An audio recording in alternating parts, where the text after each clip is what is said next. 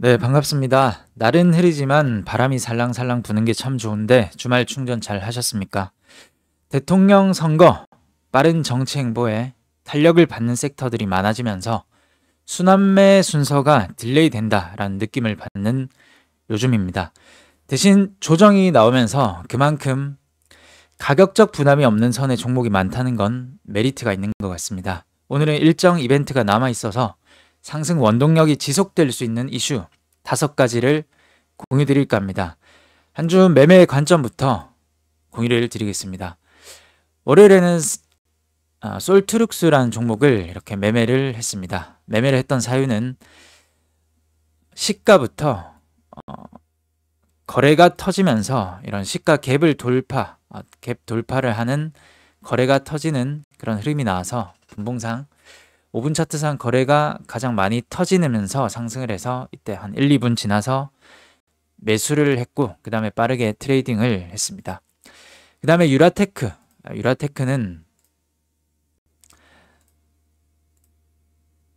월요일 이렇게 빠르게 뭔가가 터지지 않아서 빠르게 끊어냈고 그 다음에 웹캐시는 들고 있다가 화요일에 매도를 했습니다. 화요일에 매도를 했던 사유는 하락으로 정적이 걸리면서 거래가 너무나도 많이 터져서 일단 버티지 못하고 매도를 했는데 조금 이상해서 매도를 하고 보니까 지역 화폐 이슈의 악재가 터졌습니다. 하지 않는다라는 악재가 터지면서 매도를 했습니다. 일단 음봉에 다 맞은 건 아니고 한 절반 정도를 맞았기 때문에 조금은 손실을 피하면서 매도를 실현을 했습니다.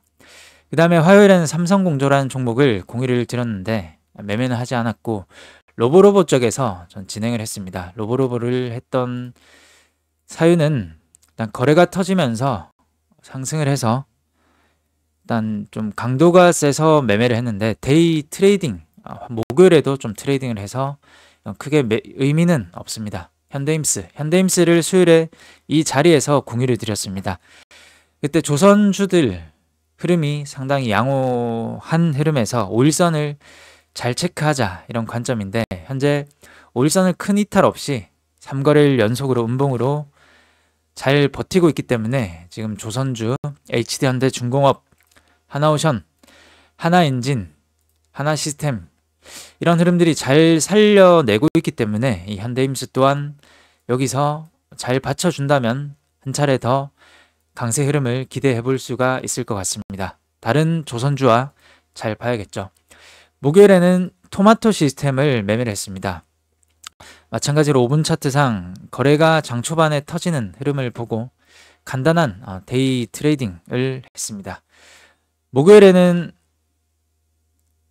대성하이텍이라는 한 종목을 공유를 드렸는데 바로 급하게 좀 상한가가 나왔습니다. 상한가가 나와서 너무 급한 흐름이라서 매매를 하지는 못했는데 이때 국방과학연구소 이재명 방문을 한다 이런 소식이 있었기 때문에 주시를 해볼 수가 있었습니다. 그다음 매매를 했던 종목은 목요일에 IB기명입니다. IB기명은 관점은 에르코스가 저출산 관련 대장주이죠. 그런데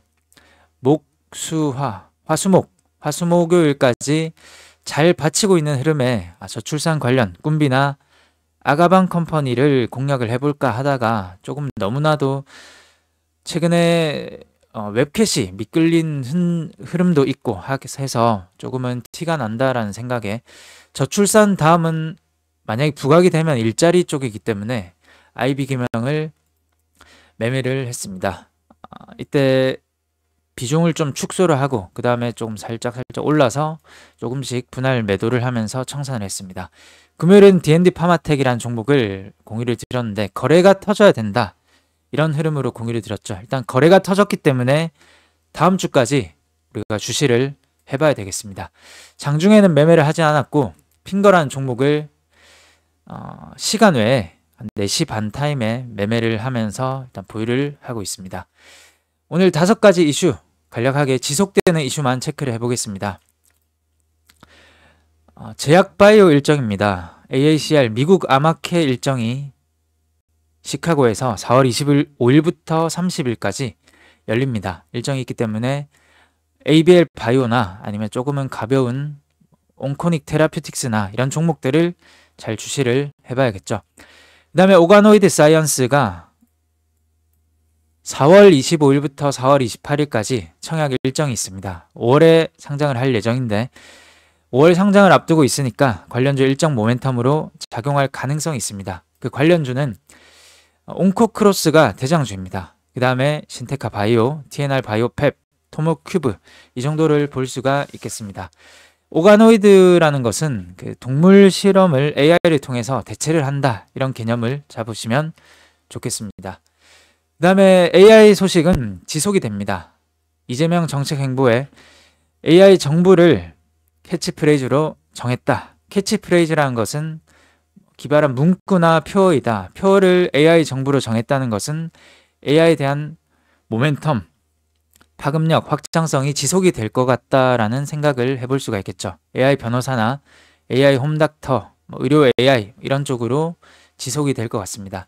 딥시크 일정이 있습니다. 딥시크 R2가 공개 2025년 5월 초 5월 초였는데 일정을 앞당긴다는 기사들이 상당히 많습니다. 4월 마지막 주 예를 들면 4월 21일부터 4월 30일 정도 사이가 되지 않을까라는 생각인데 딥시크 관련주는 피델릭스 중국 최대 주주, GRT 중국 양차 정보와 공급 계약 체결 이슈, TCK, 그 다음에 MK전자, 중국 반도체 밸류체인 이 정도를 보면 좋을 것 같습니다.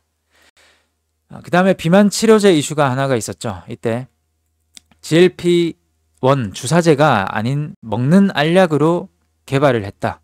경구용 치료제 관련해서 2024년 9월 기사를 보면 D&D 파마텍이 GLP-1 경구용 차별화 주목 이런 이슈가 있었기 때문에 D&D 파마텍은 거래가 터졌고 다음 주에까지도 지속이 될 것 같습니다. 이재명 행보를 보면 STO 관련 쪽으로 재료 모멘텀이 있습니다. 재료 소멸된 거 먼저 보면 국방과학연구소를 방문을 했다. 4월 17일 목요일 그런 모멘텀의 대성 하이텍을 공유를 드리기도 했고 그 다음에 웹툰 특화 도서관 방문 이건 이제 재료는 소멸됐습니다. 재료가 소멸되지 않은 것은 시장 활성화 방안을 모색 4월 21일 금융투자업계 관계자들과 만난다 이런 이슈가 있습니다. 이때 중요한 것은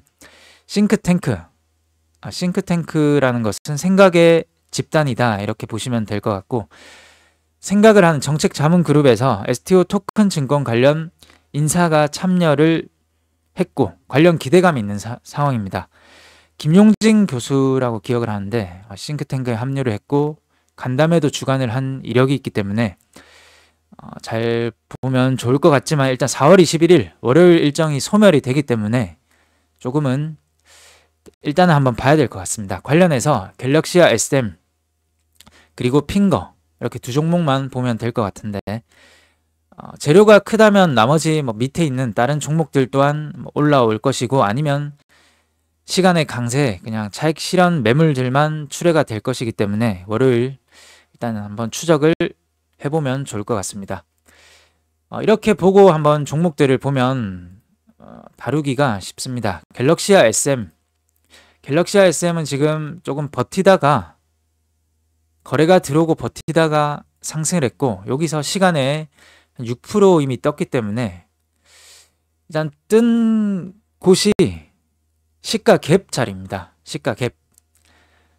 아까 솔트룩스도 마찬가지로 이 자리가 이 박스를 돌파하는 시가 갭 자리에서 대량으로 거래가 들어왔다 라고 봤기 때문에 저는 매매를 했던 것이고 이 갤럭시와 SM도 6% 3,090원에 마감을 하긴 했지만 시가 돌파를 하는 갭 자리죠. 저항을 돌파하는 갭 자리. 그래서 긴 아랫꼬리가 나오고 상승을 하든 아니면 그냥 매물 출회가 되든 아니면 그냥 버텨주든 일단 거래량과 장초반 흐름을 잘 봐야 될 것 같습니다. 일단 갭이긴 하지만 이런 저항들이 많기 때문에 조금은 매물 출회가 되지 않을지 핑거도 마찬가지의 흐름 시가 갭 자리가 나올 것 같습니다.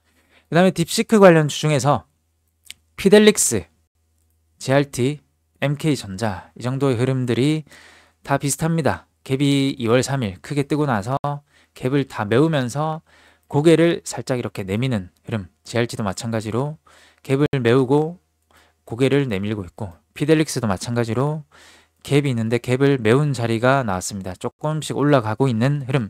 거래량이 너무 없기 때문에 이런 종목도 거래가 터지면서 오히려 기준봉 하나 정도는 조금 만들어주는 게 매매를 할 때는 좋지 않을까라는 생각을 가집니다. 그 다음에 D&D 파마틱, 경구용 치료제 관련으로, 비만 치료제 관련으로 상장일을 제외하고 또 이날을 제외하고는 거래가 제일 많이 터졌습니다.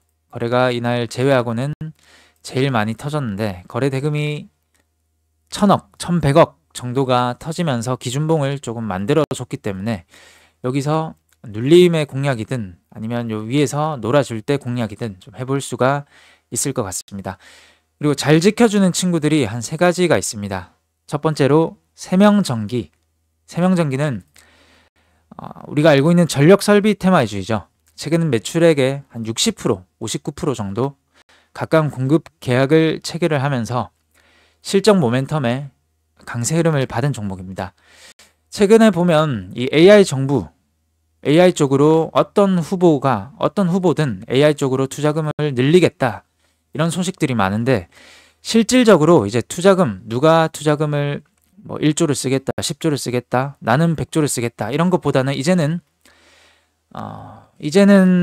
뭐 전력 설비, 노후화가 된 노후 전력막을 좀 교체를 하겠다, 이런 실질적인 언급을 하는 게 좀 좋지 않을까라고 생각을 하는데, 그 중에선 세명전기가 자리를 잘 유지를 하고 있습니다.